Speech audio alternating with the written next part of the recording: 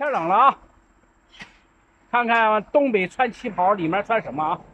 看看我的吧，得套棉裤啊。应顾客的要求，给大家试火啊。这冬天我愿意试火，暖和啊。这是两个呢，都是取暖炉。这是那个钢炮取暖炉，就是普通那个钢炮气化取暖炉。这是那个反火的气化取暖炉，它俩的差别是什么呢？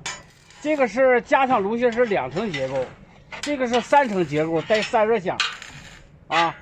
它俩呢炉芯是一样的，都是219 8毫米内胆，然后带3次进气辅助燃烧啊。现在看呢，都是钢点火啊，都是钢点火，这个也一样啊，都是钢点火啊。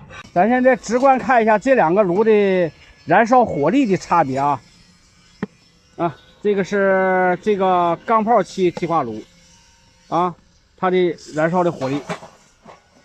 再看看这个反火气化炉燃烧的火力，你看格外的冲，比那个冲啊。哎呀，看这个炉盖的颜色就能看出来啊，差这么多吗？头一次经过这样测试，这个火就好像棉似的，也行啊，也够猛。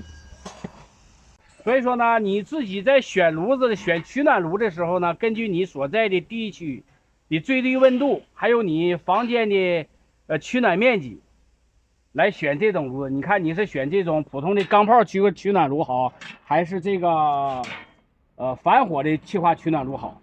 根据你自己的需求来，都是柴煤两用啊，烧柴烧煤都可以啊。加柴口是尺寸是16厘米乘以16厘米的，能加40多公分长的柴火。这两个炉子了，除了功能不一样，用料都是一样的啊，就看你怎么去选择。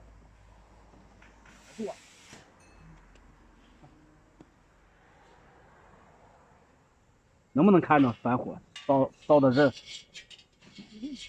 从这过来。